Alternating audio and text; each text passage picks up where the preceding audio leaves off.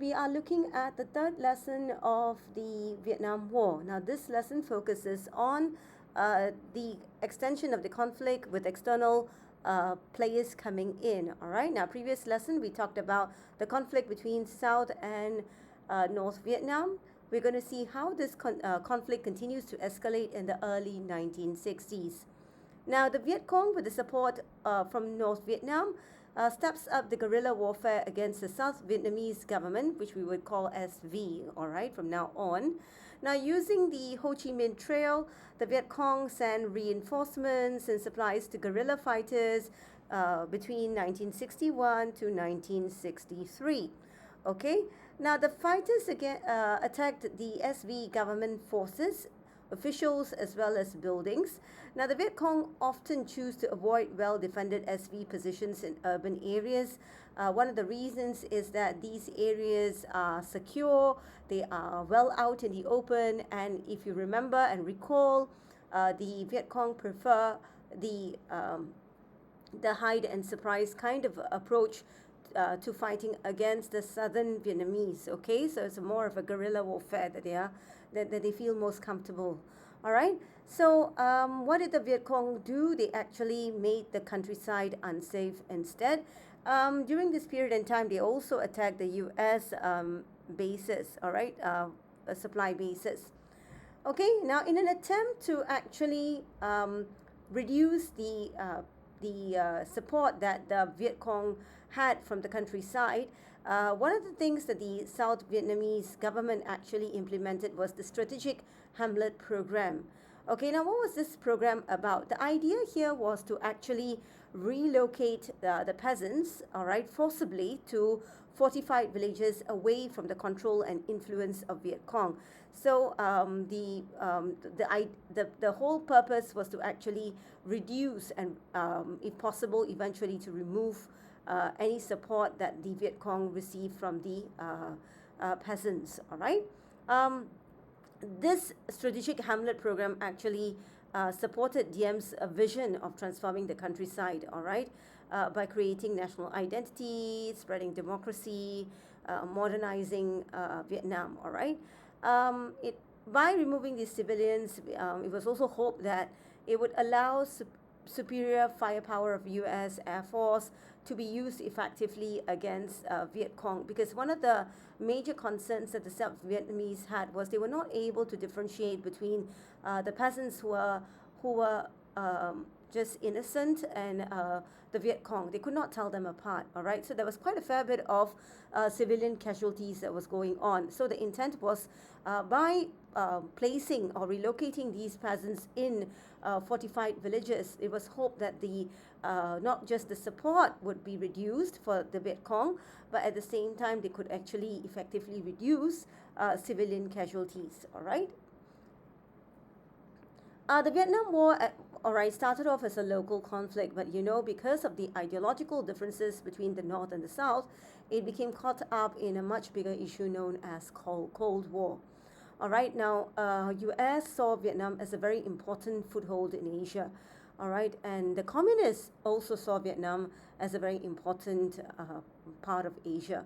Okay, and so you see that from the 60s onwards, there is a lot of external players who are becoming more interested in Vietnam and wanting to involve themselves in the Vietnam War. All right, let's talk about China first. All right, now in China, the communists had successfully gained a victory against the democratic government, and Mao, who was the leader of the Chinese Communist Party, he saw himself as a leader of as a leader of not just his nation, but he saw his role as a leader extending beyond China. All right, we'll talk about that in a moment. All right, but let's see how Mao saw Americans in the first. Okay, so Mao saw the Americans as his biggest threat. He was very, very concerned about a possible invasion by the U.S. and its allies. All right, so there was a lot of concern that Mao had towards the U.S. And he had this worry that if Vietnam became a non-communist country and it allied itself with the Americans, China would potentially be vulnerable to attacks from South Korea, okay, which was non-communist, from Vietnam, and the GMD government in Taiwan. Now, this was the branch that actually of Chinese that fled from China into Taiwan, all right, and set up an independent government in Taiwan, all right. So he felt that there was going to be a lot more enemies in Asia rather than allies, okay. So Mao was naturally very eager to support anyone who was anti-US, all right, in nature, all right, and particularly he hoped that he would support anyone who would create an anti-US buffer in Vietnam, okay, even better if it was communist, okay. So of course Mao himself wanted to show that China was ready to help anyone who was communist, so he gave a lot of backing to Ho Chi Minh, okay. He also felt that, you know, he had once again the opportunity to rally his people under his rule, all right, as he had done during the Korean War, where he managed to stir up the emotions of the Chinese people, and he was able to garner the support of the Chinese in the Korean War. Okay, it's because of the support of the Chinese people that North Korea remained communist. Okay, now what about USSR? What was its role? What was it doing? Okay, now Soviets basically supported Ho Chi Minh's struggle against the French, and they continued to provide support for the formation of the Viet Cong. But in the 1960s, you find that the relations between USSR and China had worsened due to the Sino-Soviet split. Now, what was this reason for the split? It's basically due to their differing interpretations of communist ideology. So both China and USSR, while being communists, interestingly had very different interpretations of what communism was and how to implement it practically in the country. Okay, China in particular at the time, because it had just turned communist, it could not accept USSR's stance or position to coexist with the Western powers, all right, because Stalin had actually agreed that there will be two blocks. One was the Eastern Bloc, which was communist, and then you have the other bloc that was non-communist. So he was okay with that idea, all right, which was not the case with China. China felt that this should not be the way, all right. So whatever it is, there were a lot of disagreements, and to cut a long story short, USSR and China was not on very good relations, all right. Okay, so there was less cooperation between the two, not surprisingly, all right. So North Vietnam was, interestingly, had to balance their relationship and interests. Why? Because North Vietnam was getting support from both China and USSR, so it could not afford to antagonize any one of them. It had to maintain a fine balance in maintaining a good relationship with both parties. All right, but by the mid-1960s, you find that the Soviets' interest in Vietnam grew, okay, because now there was a contest to see who would dominate the communist world. Was it going to be the USSR, or is it going to be China that's going to dominate the communist world? So it was vital that they kind of like contributed a fair bit in the Vietnam War, okay? So Soviets began aiding North Vietnam more than China with essential supplies, aircraft, air defenses like surface-to-air missiles and so on, okay? So there was greater support as well from USSR that was coming in. Now, what about US? US was now convinced that China and USSR were planning to spread communism in Asia, all right? And they believed that if Vietnam fell to communism, then other countries would soon follow. Like, it's something like the game of dominoes, where you place the tiny tiles and stack them up in rows, and you push one, then all the others would fall as well. So US was convinced that, you know, if Vietnam was to fall to communism, then all other parts of Asia was actually vulnerable to communism as well. Okay, so US went to the extent of supporting Diem's government to stop communism. So what was happening here is you see the policy of containment surfacing. Okay, you need to know the president at the time in US was President John F. Kennedy. He was, of course, cautious about getting involved in war, all right, and he was very concerned that this would mean having to not just send military equipment, but now you might have to send to actual soldiers into Vietnam if you were not cautious. So at this, early 1960s, he was very, very careful. What he did send was actually military advisors to train the South Vietnamese army. Military equipment was supplied, all right, and there were efforts known as the Military Assistance Command Vietnam to actually help them to come up with strategies and gave them the manpower and whatever not that was needed to keep up the war effort against North Vietnam. Now, unfortunately, in 1963, Kennedy was assassinated and he was replaced by Lyndon Johnson. Okay, he of course faced the same challenge: how to avoid full-scale U.S. military commitment to Vietnam, and how to pursue a containment policy to prevent communists from gaining more power. All right, but for Johnson, he was more convinced and prepared to commit U.S. to a full-scale war in Vietnam than Kennedy because of the following. All right, he had his own reasons why he wanted to provide more aid. Number one, heightened political instability in South Vietnam, and this happened because if you look at the photograph on the right, you can see that Diem has been assassinated. Okay, and this assassination, oddly, was not by the North; it was actually by the South Vietnamese military commanders who actually assassinated their own leader. All right, so that meant that there was a power vacuum in South Vietnam. There was really no strong leader to replace Diem. And if America did not step in, what is going to happen is that you are going to face a situation where the North is very quickly going to come down and defeat the South. Okay, so to prevent that, okay, America needed to do something. Okay, there was also more tensions between the U.S. and the Communist bloc due to China getting its own atomic bomb and growing tensions between the U.S. and USSR. Okay, so still at this point in time, they try to increase the number of military advisors and assistance to South Vietnam. And what was really the turning point was actually when the North Vietnam patrol boats attacked the U.S. destroyer Maddox in the Gulf of Tonkin. All right, so you know that the North and South were already in a state of conflict.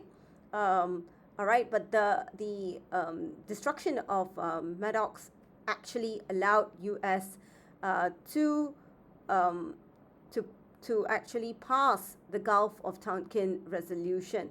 Now, what was this resolution about? It actually said that this would allow direct U.S. military intervention, okay, because there was a need for them to take further action in order to achieve peace and security in the region. Okay, so it was no longer just limited to sending military advisors. All right, now troops are going to be sent from America into Vietnam to fight the Vietnam War. So you see that the conflict has gone beyond the Vietnamese. Okay, it has actually started seeing the involvement of American soldiers. Okay, all right, it was not just American soldiers who went in. You have the allies like Australia, Britain, New Zealand, and South Korea also contributed to the Vietnam War. All right, and this war was also known as the Second Indochina War. Okay, now we're going to look at the development of the Vietnam War from 1964 to 1976. We see I'm using the word officially the Vietnam War, okay, because it's no longer just a conflict that was confined or limited to Vietnam. It's now extended outside of outside of Vietnam.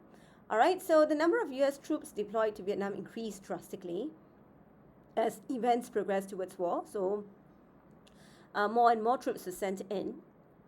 Okay, so in spite of this increase in troops, increase in weaponry, superior weaponry, I must say, all right, the Vietnam War turned out to be a disastrous venture for the U.S., and we are going to look at what was the reason for this in this section. Okay, between 65 to 67, these 2 years, there were battles that were fought between the U.S. And the North Vietnamese forces, all right? The first major battle was actually known as the La Drang, was what took place in the La Drang Valley. And you can see that there was about 234 US casualties, not many, but you see a lot more casualties on the side of the North Vietnamese, as many as 2,000, all right, if we look at the maximum number. Okay, in spite of the Americans killing many Viet Cong, they did not have a clear victory because neither side was willing to give in. All right, the Viet Cong was not willing to give in. The North Vietnamese army was not willing to give in. So it was what really happened was they reached a stalemate. All right. Now, at first, the Viet Cong controlled mostly the countryside, while the U.S. Controlled the major cities and their own bases. But eventually, this also began to change. All right. Now, let's look at the progress of the war. What were the differences in terms of both sides? Now, on the North Vietnam side, what was the strategy that they used? The strategy used was guerrilla warfare. And this kind of like created a situation where you have the Viet Cong who actually blended in with the civilians, and you could not quite identify who were the civilians and who were the Viet Cong. So it was quite hard, and therefore the South Vietnamese as well as the Americans, they ended up killing quite a fair bit of civilians. All right, and then if you look at on the south side, it was basically they had a lot of air power for strategic bombing. They had something called Operation Rolling Thunder, okay, where there were a fair bit of communist victims. Okay, so in terms of who was militarily stronger, okay, in terms of strength, you have South Vietnam, which had all the resources that they needed because they had the backing of the U.S. as well. But in terms of strategy, I would say that North Vietnam was quite superior because they were able to make a lot of surprise attacks and weaken the South Vietnamese forces. Okay. The Viet Cong also gained the respect of the civilians, but they were ruthless with opponents as well. You look at the number, they killed as many as 27,000 civilians. So they were ruthless as well, but a lot of them were basically received well in North Vietnam because they basically saw them as being disciplined, as giving them like whatever that was needed, like trying to meet the needs of the majority. All right. Then on the southern side, they were not very popular. Okay, in part because of the American strategy of using search and destroy. Okay, there was quite a fair bit of civilian deaths. They also used defoliants and napalm, and these caused health problems. Defoliants are basically chemicals, all right, and they kind of like harmed the Vietnamese, all right. In terms of casualty, all right, 1 million Viet Cong died and North Vietnamese died. The strength was that they were very determined to carry on fighting against the Americans. They were not willing to give in. Okay. In the case of South Vietnam, initially the morale was very high because they felt that they were fighting for a cause and for a purpose. But this kind of like changed along the way.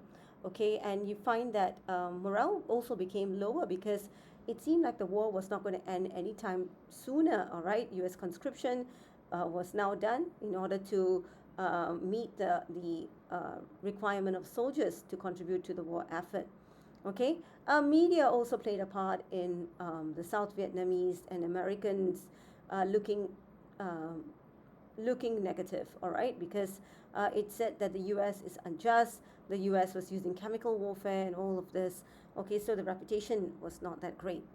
Okay, so if you look at this is an example of using defoliants like Agent Orange. Okay, the intent was to destroy the forest and enemy crops and starve them out. But you can see that they would have lasting effect on the Vietnamese. On the right-hand side, you see a victim of Agent Orange, and this is just one of the many impacts of using chemicals in warfare. Okay, between 1965 to 1967, the perception was that America was generally doing well in the Vietnam War, and the success criteria was basically measured by the body count. So who had more victims? All right. So who died? Which groups of people died more? All right. the Americans felt that they should kill as many Viet Cong as possible and eventually defeat North Vietnam and Viet Cong. All right. So in 1968, there was this incident known as the Tet Offensive. Now, Tet is actually Vietnamese New Year holiday, and no one expected fighting to take place on this holiday. However, the Viet Cong fighters attacked over 100 cities and military targets.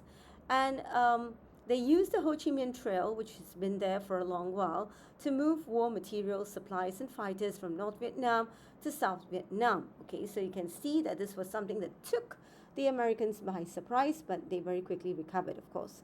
The Tet Offensive involved 80,000 Viet Cong and North Vietnam Army troops, and there was a lot of fighting in the city of Hue and U.S. military base at Khe Sanh. All right. Okay, so this basically the Tet Offensive, okay, or TO, led to about 10,000 Viet Cong's deaths, and civilians did not readily join the fights either. So a lot of the times, many of the civilians, they are very disinterested in the idea of war because war is never pleasant, and to make matters worse, in a war there are casualties. Some people were not generally very keen to join the fight. Okay, so who were in the fight? You have about 10,000 and above, all right, Viet Congs who are participating in the fight. Okay, now the Tet Offensive was really a turning point as U.S. was forced to answer why they were unable to participate the Tet Offensive. Why had they been so unprepared? Yes, eventually they did recapture the territories that were lost, but why were they so unpredictable? Why were they not able to anticipate that this was going to happen? Okay, so that was the biggest question. And there was this big question that U.S. had invested so much in the Vietnam War, U.S. 20 billion a year. That's a lot of money, and yet there doesn't seem to be any results. All right, was there going to be an end of the conflict?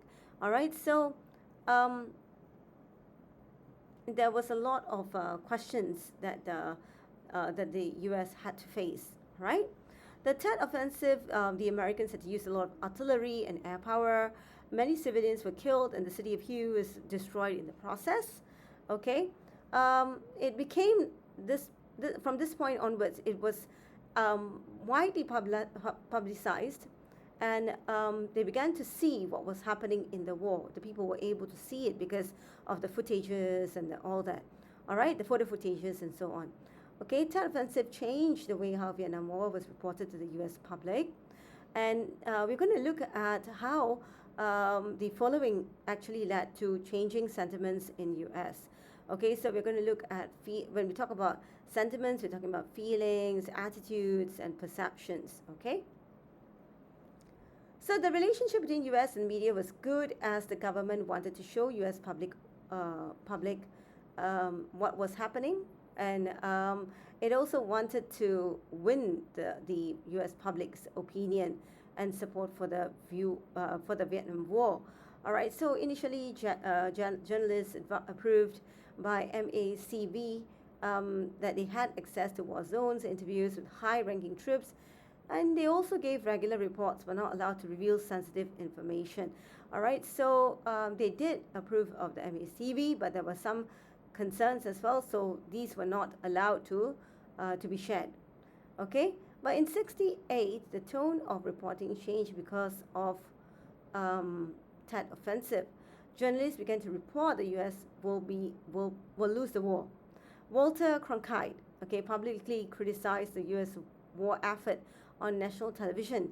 Such news transformed public opinion against the U.S. government involvement. Okay. Additional media coverage and revelations of U.S. atrocities in the Vietnam War included the My Lai massacre. So U.S. soldiers murdered 347 to 504 unarmed South Vietnamese civilians, shocking the U.S. public. This led to demonstrations and protests against the U.S. involvement in the Vietnam War. Anti-war sentiments began to go up once more, okay, because of what happened in the Tet Offensive. After the Tet Offensive, President Johnson declared, sorry, not declared, but decided that war could not be won militarily, and there should really be, attempts to sit down and discuss the possibilities of peace. All right. The candidates for the next presidential election all argued to end the war, which reflected U.S. public sentiments. November 1968, President Richard Nixon was elected, and Nixon and his national security advisor worked to end the U.S. involvement in Vietnam War. Policy of Vietnamization began with Nixon's rule. Now, what is this idea of Vietnamization? It was basically returning Vietnam to the Vietnamese people. So there's going to be zero interference from the Americans, okay? So Nixon starts handing responsibility for the war to the South Vietnamese forces, so letting them take control of whatever that was happening instead of being the one in charge, okay? And then what Nixon did was he got his U.S. troops to leave Vietnam bit by bit. So by end of 1971, you have as many as 400,000 U.S. troops being withdrawn from Vietnam. And by January 1973, all parties signed the Paris Peace Accords to end the war and restore peace in Vietnam. Okay, so the Paris Peace Accords ended direct U.S. military intervention in Vietnam. Nixon promised to continue giving aid and military support to South Vietnam, but was refused by the U.S. government. Okay, so they did try to maintain a good relationship, but unfortunately, the government was not for it. Okay,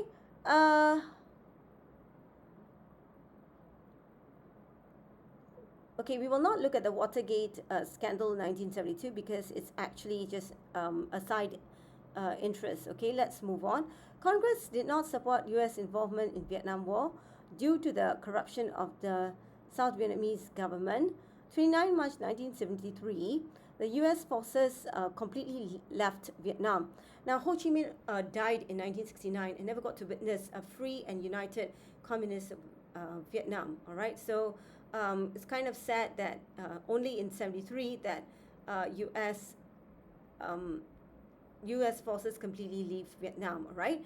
The next year's president was Gerald Ford, who also wanted to continue funding and aiding SV, but this was rejected by Congress. Okay, like lack of support for Vietnam War clearly meant that he had to remain,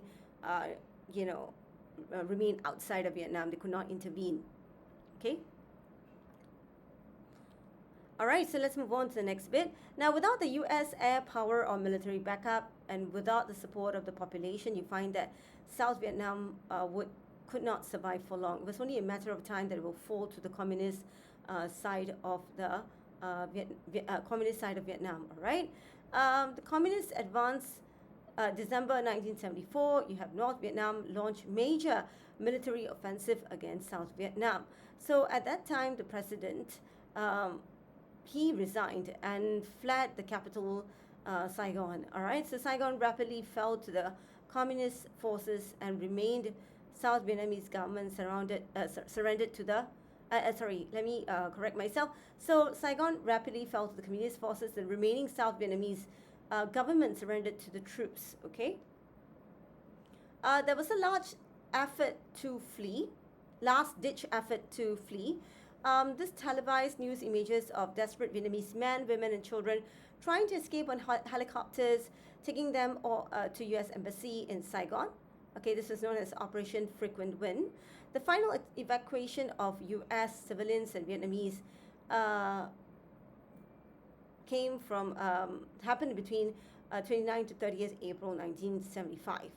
Okay, and this particular war is still seen as one of the most terrifying wars, right? Because of the so many casualties. All right, with the withdrawal of U.S. and the surrender of South Vietnamese government, North Vietnam declared victory in Saigon and renamed it Ho Chi Minh. Okay, after 30 years of constant fighting, struggle for control of Vietnam, you find that this struggle was finally over. Communists won, and Vietnam was reunited under a communist government. So the communist government sought to establish an iron-fisted rule, place hundreds of thousands of South Vietnamese in re-education camps. These were basically prison camps where former supporters and collaborators of the SV government were tortured, underwent forced labor and indoctrination. So these people, this happened to the those who are not communists and belong to the South Vietnamese faction. 1976, Vietnam became known as the Socialist Republic of Vietnam, and this was led by Communist Party Chairman Le Duan, aligned to USSR, who continued to give them aid. All right. Okay, so what's the aftermath of the Vietnam War? You find that there were three. One was damage to American Cold War foreign policy, détente, and lastly, conclusion. Now, what happened to American image? Okay, U.S. confidence in managing international relations dropped a fair bit. Okay, there was this self-doubt and was related to a loss of U.S. prestige. Okay, there was also a bankrupt ideology. All right, why bankrupt ideology? Because clearly democracy had failed. All right, and there was a failure of containment. They had failed to contain communism because now Vietnam had turned communist. And there was also a weakening of the U.S. presidency. All right, they didn't really have a lot of say.